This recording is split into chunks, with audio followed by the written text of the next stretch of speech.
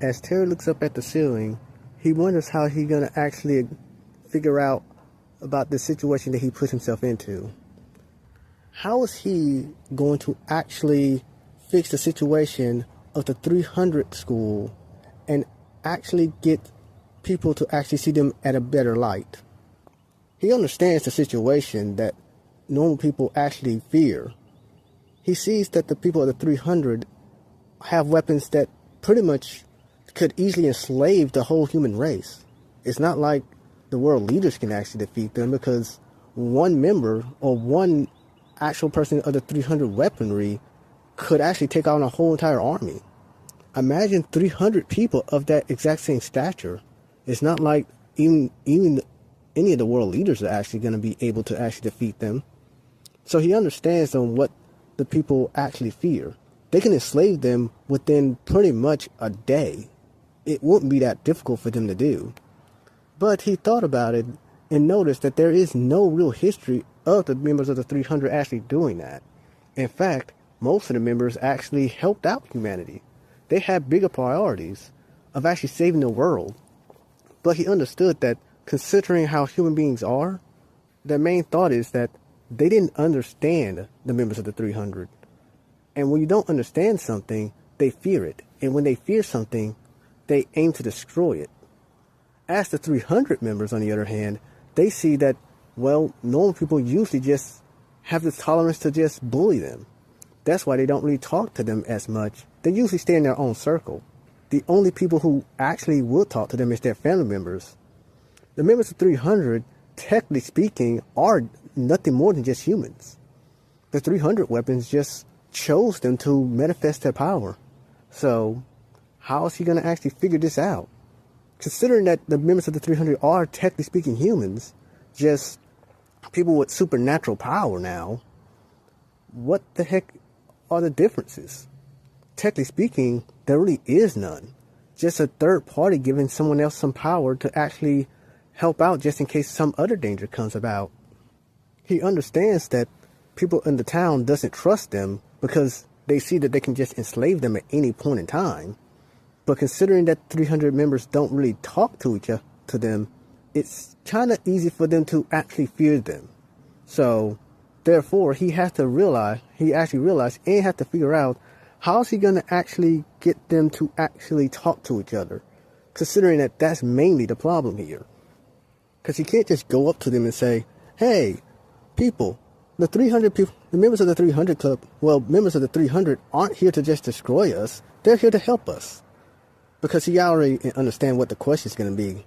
Protect us from what? And he can't say from the red-winged angels, because they've been sealed away for a century right now. So it's not really that much of a problem. Not only that, but he fears that if he would have actually mentioned that either they're going to ask questions about it, or some idiot is going to actually try to unseal them by some means and actually try to convince them to destroy some of the 300, which, on the other hand, they can, because it takes one of the royal warriors just to actually fight them. I mean, one of them can easily destroy the whole entire school. Imagine how it would be if all of them would have come out. The whole entire planet will probably be in chaos, and the royal ones will actually have to come out and save them. Terry was starting to get a headache at this point, considering that he couldn't figure out how to solve this problem, or if that problem could easily be solved. The only way he figures that what he can do is that maybe the members of the 300 can actually help out around the town. It'll take a long time for an actual relationship to establish. Sure, it may take at least around 2 or 3 years, maybe. At the shortest, a year. But he sees that that's really the only type of solution he can think of. There's no quick fix to this, considering that he can't even remember the first time that this actually was a problem. He remembers reading in history books 500 years ago, this was not even an issue. But what made it an issue now, he wondered. He didn't bother looking at any books. He just don't know why humanity wants to get rid of them now. Why they don't like them. And more important, why do they despise them so much? Granted, he doesn't have any any strong good feelings toward the members of 300 either, but he doesn't disdain them, nor does he dislike them. Pretty much he's neutral in a way. He doesn't have a weapon, but he does have family members who do have weapons. In fact, most of his family members are part of the 300 besides his mom. She's the only one who doesn't have one besides himself. So he does understand. But the one problem is that how can he convince every other town person to actually not just not dislike them, but to actually at least have a neutral feeling to them? He's not actually looking for an actual lovey-dovey type thing. In fact, he's not even looking for them to either shake hands and sing Kumbaya. All he wants to do is just have them that they can at least say hello to each other without there being such disdain toward one another. He then looks at the clock. 11:45. Gosh, he knows that he has to get some rest before so he can actually tell Homei what the actual situation of this is. He knows that technically speaking, it's going to be a long road ahead of them, but at least it's better than actually doing nothing. In fact, this is the best solution he can think of. Just try their best to actually help out the town folks the best way they can. Sure, it may take some time. He expects it to probably take at least 2 to 3 years, depending on the generation. The older generation, he's expecting at least around a year, maybe. But the younger generation, he thinks that it may take at least 2 to 3. Hopefully. Maybe they can get along. But that's going to be a long road ahead of them. And he has to actually give himself some rest just to figure out if he can actually so this way he won't fall asleep in class.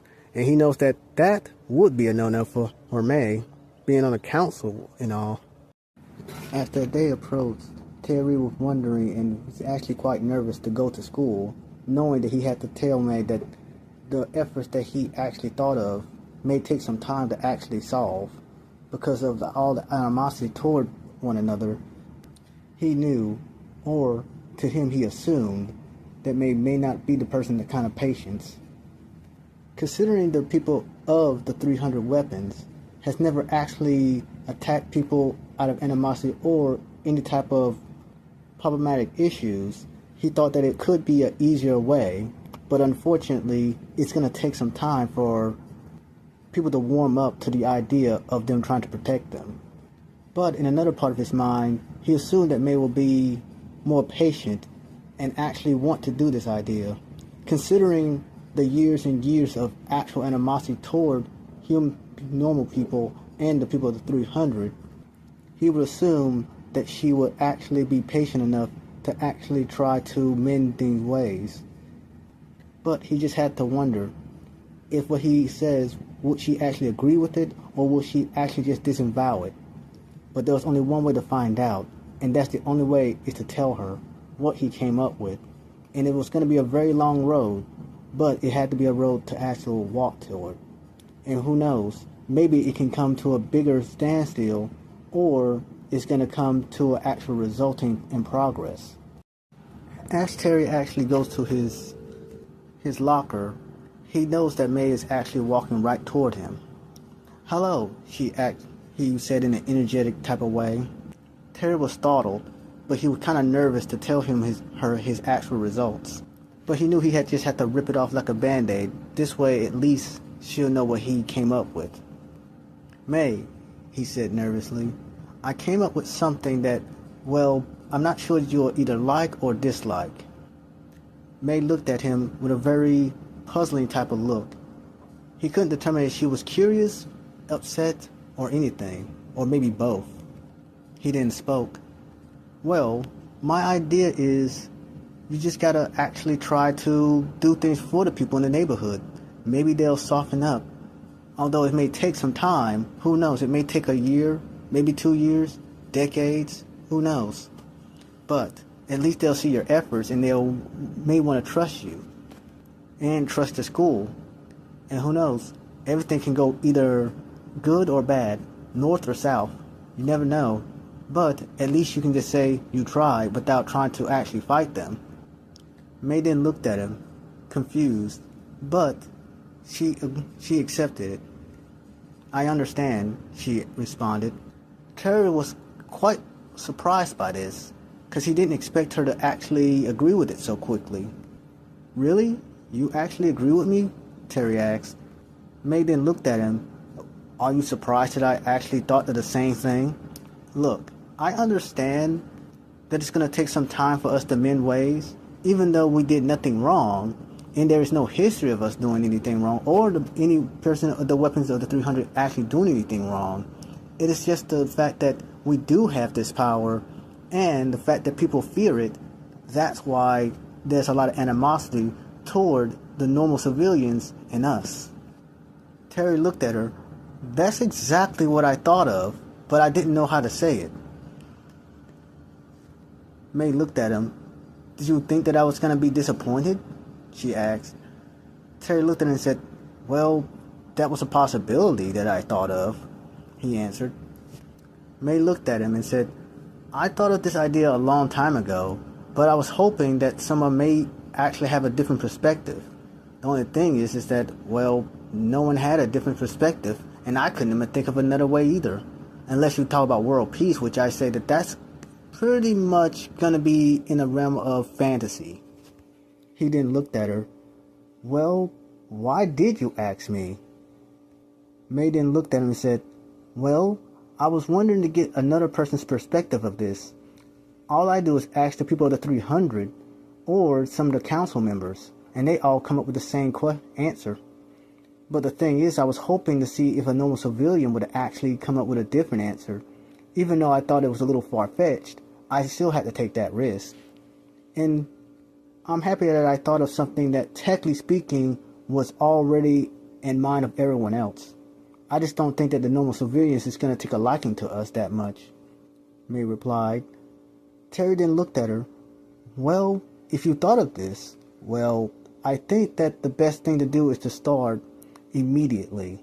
Try helping people out with smaller tasks, and who knows, they may ask you to do some bigger tasks, and reputation spread, mouth to mouth. She then looked at him. Well, I understood it, I just didn't want to pull the trigger just yet. I understand what you're saying, I just didn't know if I should try to do it, because if I were to try to do it, I don't know if everybody would accept it, and not only that, but I think that people will try to retaliate and actually trick us, like putting us in a trap. She said. A trap, he asked? Yeah, you know how some people will say, we have a actual problem going on in this specific area, but then they take you somewhere and attack you? Well, that's what I was afraid of. Terry looked at her and said, why would you think someone would do that? Considering that the people of the weapon with the 300 can easily take out an army by themselves, why would you think a civilian would actually be that dumb enough to do that? Well, at that point, May looked at him and said, well, you never know. Sneak attacks is still common, you know. Definitely if a person sees that they can't win in a regular way, what they'll do is just sneak up on us. It's like they say, we can only fight with the weapons. How will we know if that person actually sneak attacks us and knocks us out? Either have us for a ransom or do even worse things to us. Terry then looked. I didn't think of that. May then looked at him and said, I always think of every single possibility of what could happen. I didn't want to pull the trigger because I was afraid that I don't want to be responsible for one of our people getting attacked. Terry then looked at him and said, you do realize your people is still a human, right? The people of the 300 isn't aliens. They're humans just like everyone else. They bleed the same red as everyone else. It's just that you were chosen to have a power that can protect those people who don't. That's what our responsibility are as a 300.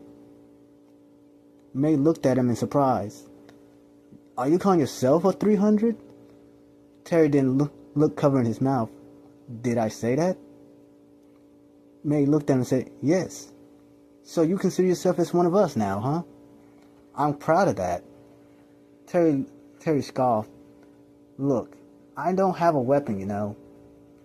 May looked at him. Look, you don't have to have a weapon to be part of the 300. All you have to have is the spirit of the 300, and you'll be one of us. You're the only one I know that hasn't tried to look at us like we're actual monsters, like we're demons, like we don't belong, like we have some kind of disease or something. Terry then looked at her. Look, most of my family has a weapon of one of the 300. Why would I want to look at you like that? Considering that most of my family has one, at that point I'd be looking at myself. I would have to look at myself in the mirror and say, what purpose do I have to judge? She looked at him curiously, but she was happy. I understand that. I understand your heart's in a good place. But look, I don't want you getting involved in things that, well, are too dangerous, okay? You're a member of the 300, okay? You're one of us. Terry then looked at her. Am I? Because considering how everyone's acting toward me, either they think I'm some kind of foreign language type person, or they think that I'm that kind of alien. I'm not even sure. Considering that I don't really have many friends here, you're the only one who talks to me. Besides the teachers, that is. But that's because that's their job. May looked at him and said, well, that's because they don't know you that well. And considering that everyone here probably has some kind of a bad story and some kind of a bad experience when it comes to the normal civilians, of course they're not going to have the most, best light toward person. Definitely when this is supposed to be kind of like our safe haven. You know, kind of like our, how can I put it? Kind of like our sanctuary. We learn, and then we evolve, and then we can go to that place that all the other 300s can go. Granted, I don't know exactly what they do there. You may have a good idea, considering that your family is part of it, but we don't know anything about it. Terry then laughed. Well, let's just say it's a place that you fight even worse creatures than, civilians. I would explain it to you, but I think that this is something that the teacher should explain. Either that or one of the elites should explain. Because unfortunately, all I was doing is getting told stories. I don't know first-hand experience, you know. May then looked at him with a happy grin. I understand. That's fair enough, considering that most of your family is still in that dimension anyways. I'm not going to ask or pry about it. Terry then smiled. But the second that he did, he had a cold chill around behind his neck. And that's when he turned around and seen Keith looking at him with daggers in his eyes, looking that if he was looking at him too hard, looked like he can shoot lasers into his body and it'll blow his heart out.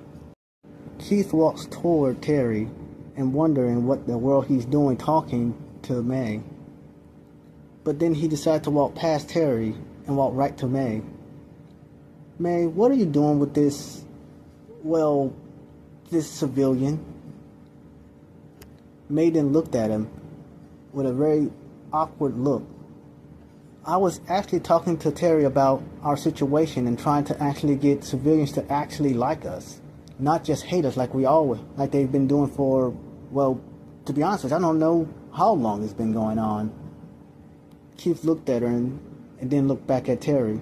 Do you think that he can actually think of a decent way that we haven't thought of? May then replied, he thought of the same exact strategy that we thought of all this time, and it seemed that that's the best one. Keith then looked at him. Then what purpose did you have to ask him if he actually thought of the same thing that we did? It's kind of like a waste of time at that point. May then looked at him. It's not a waste of time, considering it's pretty much our only option. Unless something dramatically dangerous come out and we have to help the civilians, I can't think of another way for us to actually have a bright light upon us. All we can do is just wait and see at that point. But if we do actually start doing some daily chores or something for the civilians that can't do it, who knows? They may have a better light upon us. Keith then looked at Terry. Are you sure that this will work? Because everything I'm thinking of and every kind of angle I'm looking at, I consider this as a trap. Who knows? You could have actually just set this just to trap us so this way you can actually go to your people and actually just trap us easy enough and then we'll be land for the slaughter. Terry just looked at him. Are you sure that that's what I want to do? I'm in the school just like you are. If I end up doing that, wouldn't I be in any trouble just like you would be? I don't know if I have a weapon, nor if I know if I ever will have one, but I'm in the school just to see, because who knows? Considering that most of my family has one, I'm going to assume that I may not be unlocking mine pretty soon too. I just don't know when or how or why I will be able to do it. The more Terry talked, the more Keith's eyes looked very furious, like he wanted to just strangle him. But he kept his composure. Well, tried to keep his composure. Look, if this plan fails and any one of our people actually he falls into a trap or end up getting hurt, I'm blaming you. Terry just looked at him. If anything happens, I cannot be responsible for that. I am not a spokesperson for all the people and the civilians or anything. I'm just giving you my expert opinion of something. Well, not really an expert. I'm just giving you my opinion of what you can do to actually lower the tensions around us and the people of the town. Because as you may know, and as I know, you guys have the power to actually cause a nuclear war if you wanted to. And I don't think any world leader would actually be able to stop us if we would actually do anything. Keith just looked at him and said, us? What makes you think that you're one of us? All you are is just another civilian thinking that it has a weapon. The only real reason you're here is because of your family or the principal. That's it. You don't have a weapon. Terry just looked at him. Yeah, I know more about your weapon than you do, and you actually had it for quite a longer time than I did. Chief looked enraged, like he really wanted to attack, but he already understood if he would have tried to do that, he would end up getting in more trouble, or even worse, getting kicked out. And in front of May, he knows that he couldn't get away with it at that point. Look, I don't like this. I know the idea we thought of, but I don't like this. Considering that all we can do is actually just wait and see what their actual opinion of us change, or who knows. But I don't like it. It's too risky. Our people will be doing chores around the neighborhood, and who knows what could happen. That's why I don't like it. Terry looked at Keith and said, I understand the situation that you're in, and I understand why you don't like it. Sure, if there's another way, I would have already thought of it.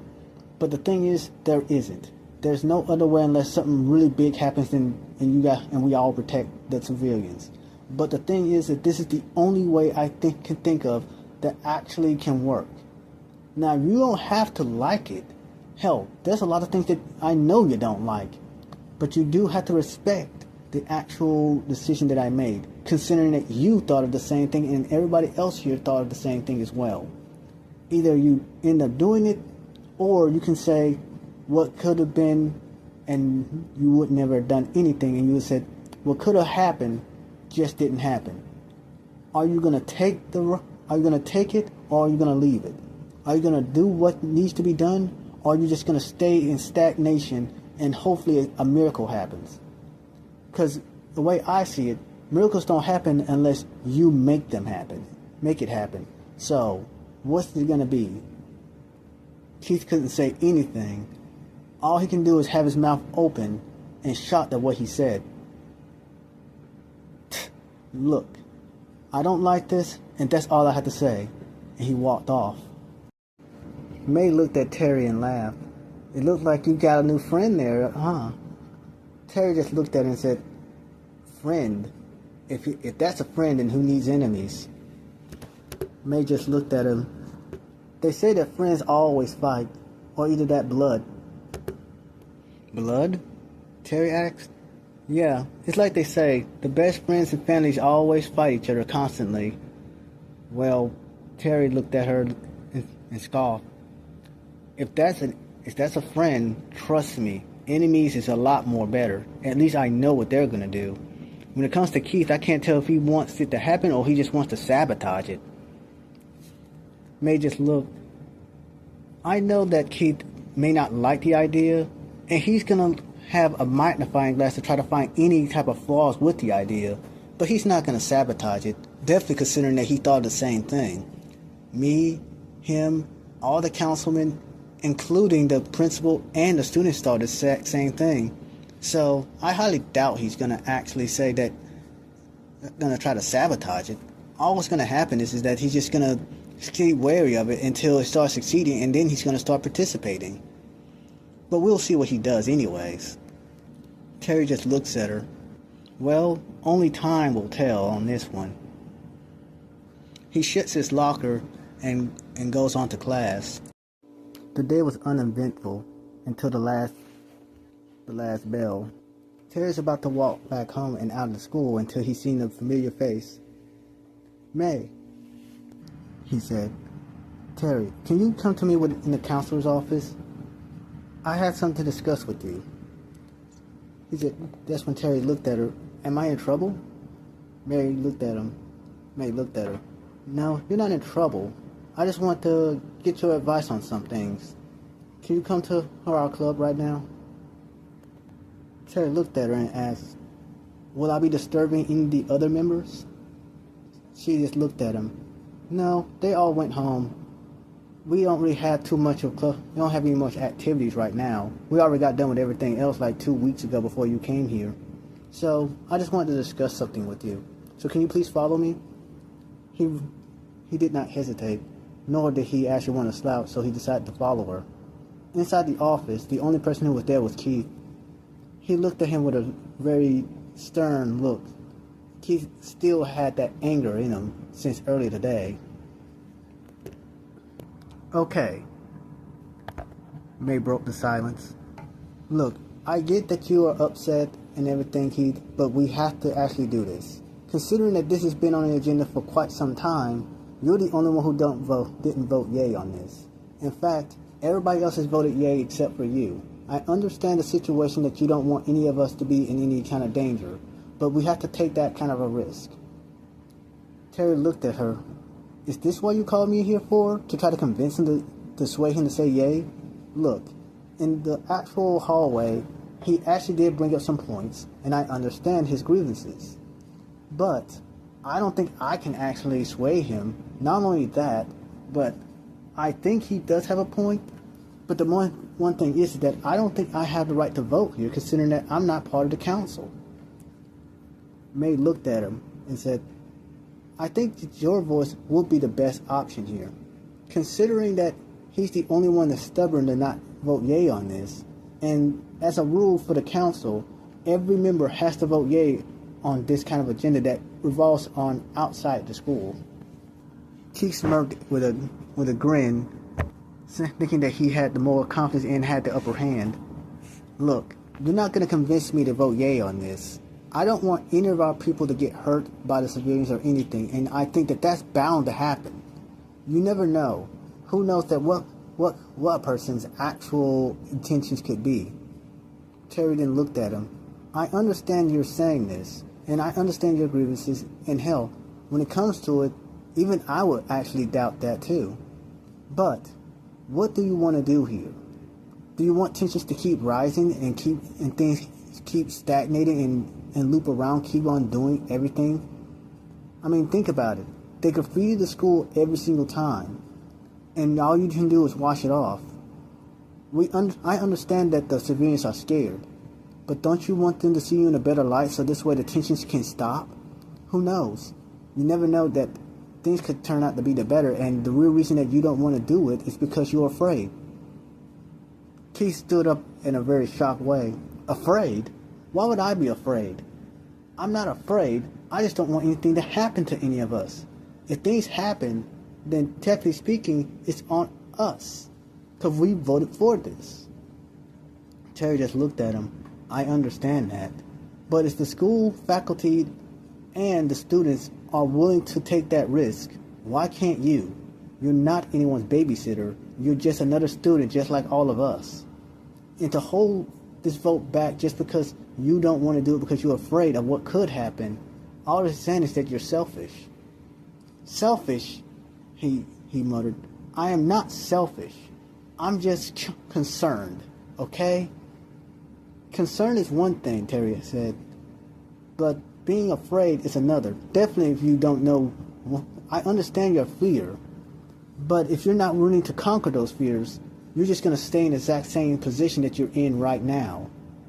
Look, I can't make you vote yay on this, but I can give you my reasons. You already told me your reasons, Keith said. But Terry then looked at him. But you don't know the true reason. Look, I understand and I saw what happened to this school. The graffiti drawing and kids always trying to bully you guys, talking behind your back. It's a really stressful thing, definitely when you're in town. You never know what could happen. You guys are always in danger regardless of being in this situation. Or you're pretty much in the exact same situation regardless. You going home is a danger to you. The only reason people haven't attacked you because they already know that if you activate your power, that they won't actually be able to win. Hell, if I were to have a gun and try to shoot at you, with your power, you can easily burn the bullets. It won't be that difficult for you. But, do you really want to keep that tension going? Because who knows? One may actually get past the crack and past your shield and actually do hurt someone. That's when Keith actually spoke up. That's what I'm afraid of. I don't want that to happen. But Terry then rebutted. That could happen at any time, even without this. Keith just sat down. Kind of like he understood. He couldn't fight. He couldn't fight back at this specific time because he couldn't think of any other reason.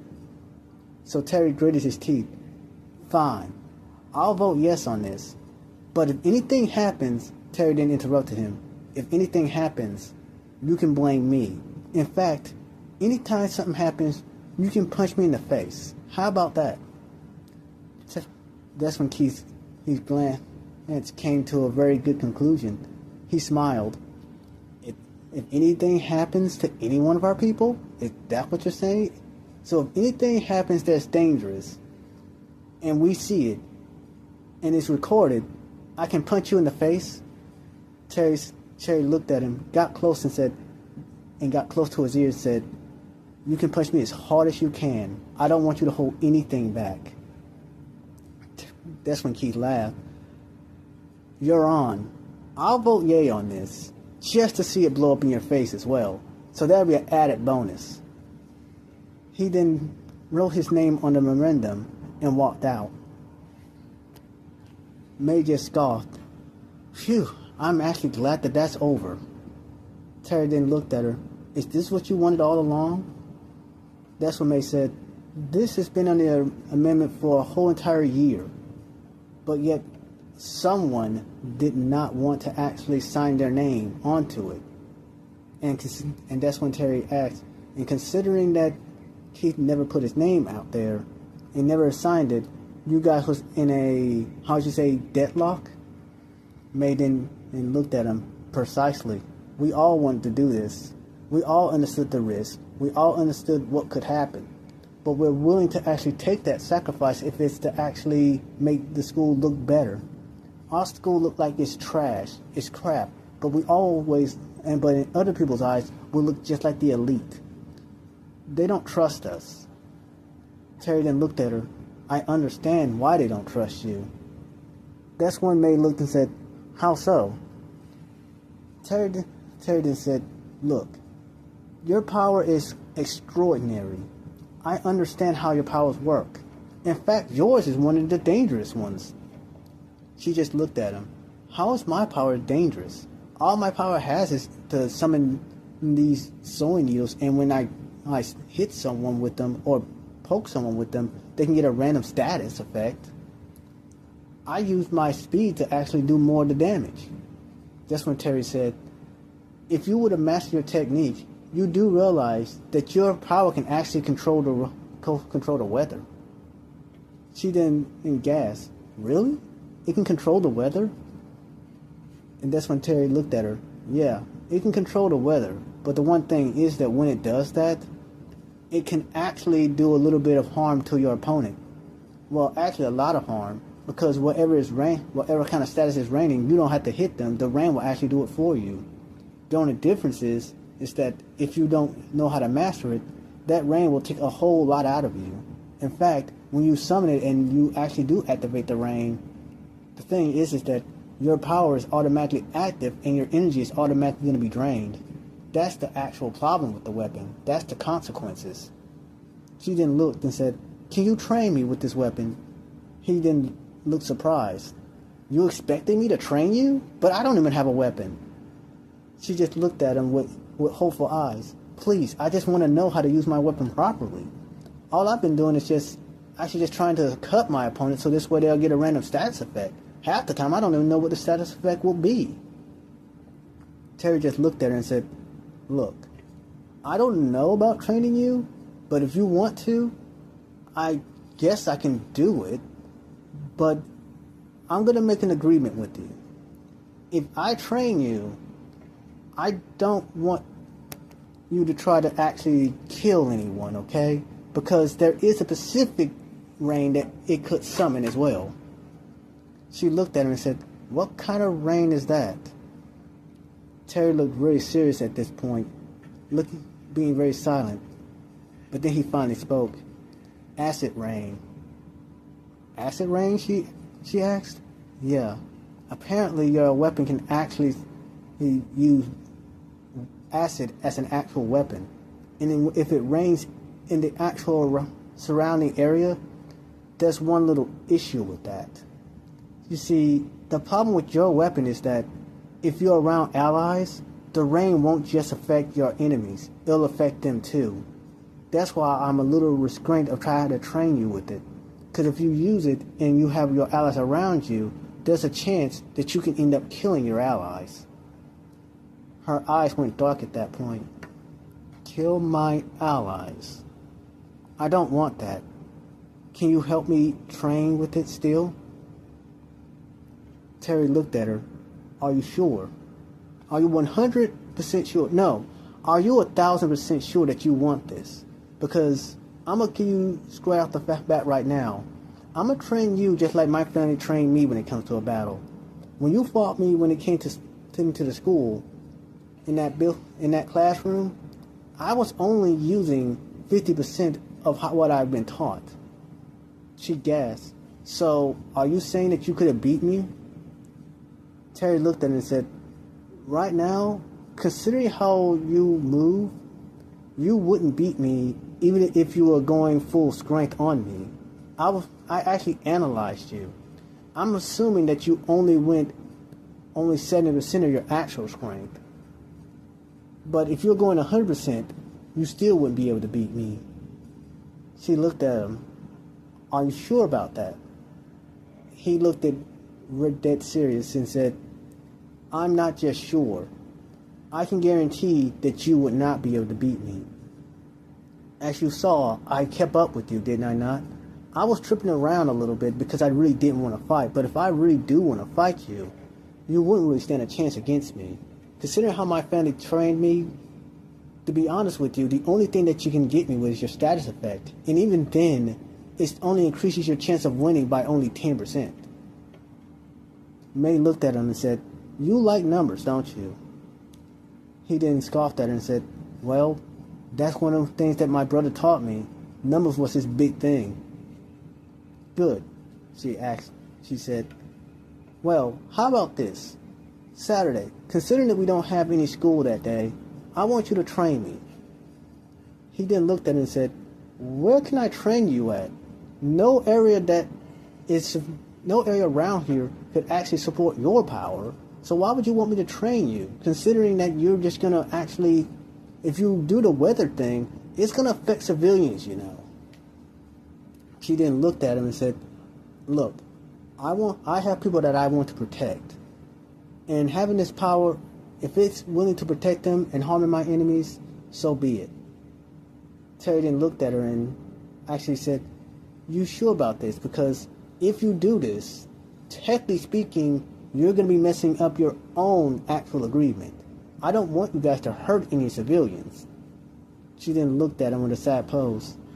Look, I have people I want to protect. That's all I had to say with it. Okay? Terry then seeing her emotion. Fine, I'll teach you.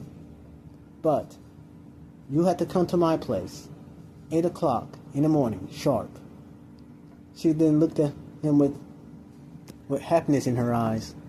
Okay, considering that we wake up at 6 o'clock for school, 8 o'clock ain't really too bad. I can easily make it to your place. Terry looked at her and said, what? Well, May looked very, how would you say, embarrassed. Where do you live? Terry then just slapped his forehead. Are you serious? You really don't know where I live? That's when May just looked more embarrassed. Look, you never told me where you stayed at.